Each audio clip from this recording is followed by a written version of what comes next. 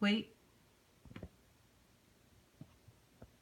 Oh, my name is Nolan Gagnon, and I have some ideas for sustaining a healthy environment.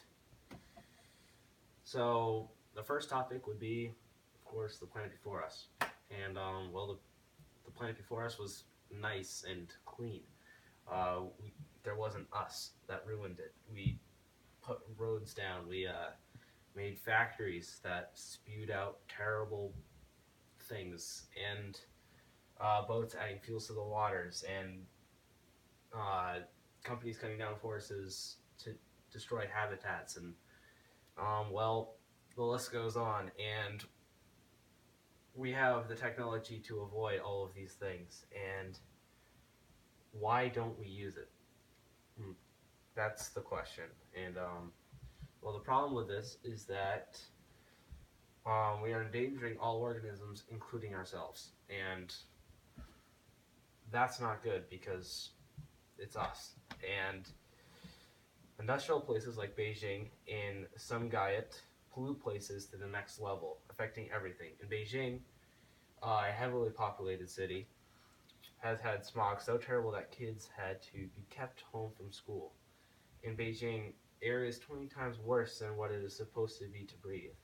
In Shanghai, sludge consisting of mercury is dumped haphazardly, and 70,000 tons to 120,000 tons of dangerous gases are released. And if you don't know what mercury is, it's a radioactive element um, that is a metal yet a liquid at room temperature. That's not good. And these things cause birth defects and cancer and all sorts of bad diseases that can be prevented if these places weren't there. So the next slide, let's turn it around. Every single person has an option to help the environment. Some things can even save money for people, like solar panels and electric cars. Um, it's a win-win. Those are just the small things about companies that use. Those are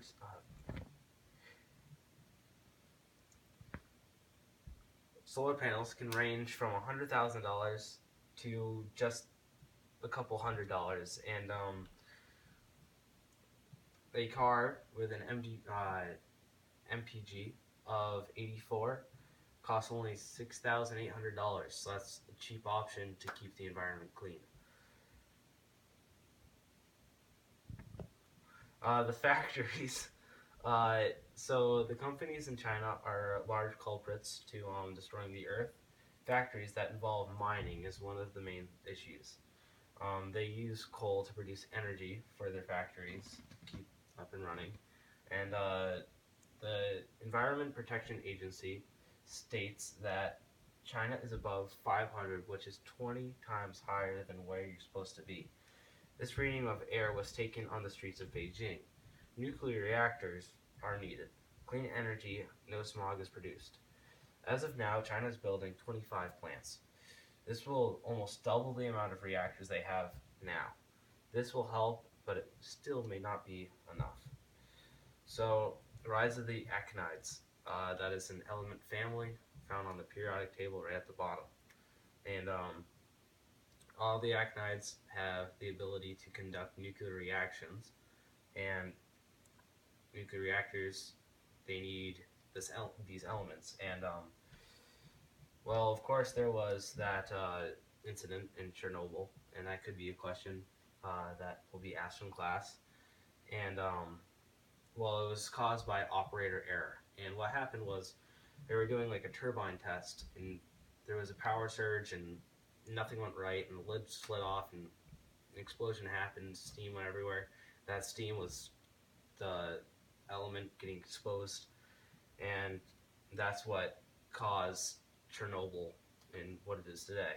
Um, so, to achieve optimum safety, nuclear plants in the Western world operate using defense in depth approach with multiple safety systems supplementing the natural features of the reactor core.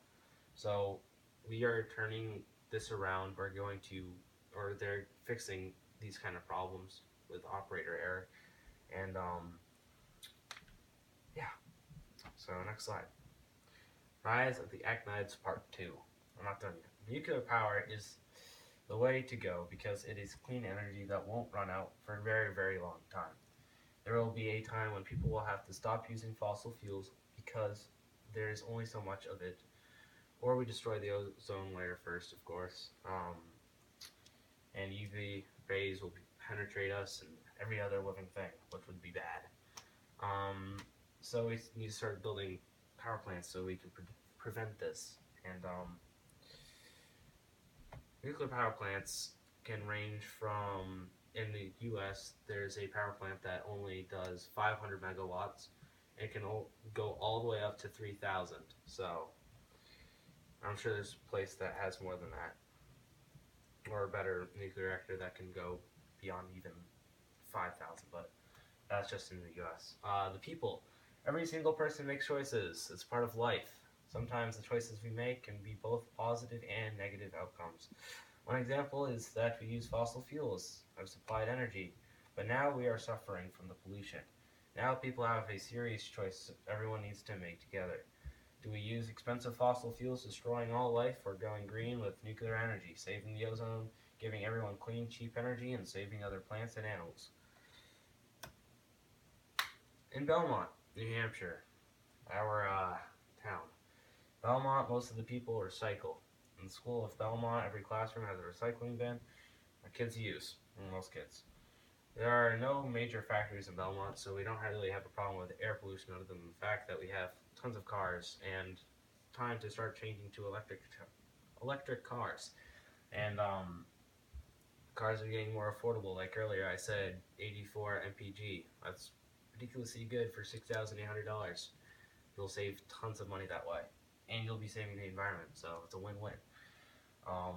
Maybe the car is a little ugly, but and it has only 3 wheels. But yeah, we gotta start making these hybrid cars and electric cars a little bit more cheap, and that's what we're doing. We need to start selling them in Belmont. So uh, sometimes people don't have the money for it, so that's what car dealers are starting to do. They're starting to make those hybrid cars a little bit more cheap.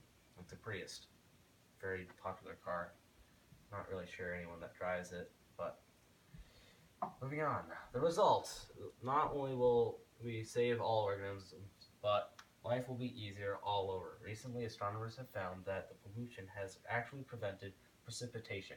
In China, the smog goes up into the clouds, and what happens is the smog kind of like reacts with the H2O, and it doesn't fall as easily. So it like stays up in the clouds for longer. This could be causing California's drought, and this would be bad because China's not getting much better very quickly. I mean, obviously they're making the 25 nuclear reactors, but it's still putting up pollution that's a few more ski seasons away until it's fine. But yeah, we need to fix the smog because crops are getting ruined. The facts: 14 billion pounds of garbage is dumped into the ocean every year. Most of it is plastic. For every 1 million tons of oil transported, 1 ton is spilled. Almost a third of San Francisco's air pollution is from China. A child dies every 8 seconds from contaminated water.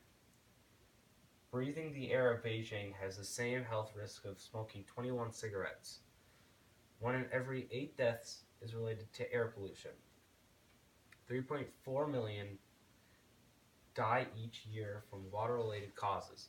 Nearly 700 million Chinese people drink contaminated water. Breathing the air of Mumbai, India for a day is equivalent to smoking 100 cigarettes. Nuclear power prevented an average of over 1.8 million deaths between 1971 and 2009 as a result of a lower air pollution from reduced coal usage, according to NASA. That's a pretty reliable source. Action plan. If I was older and a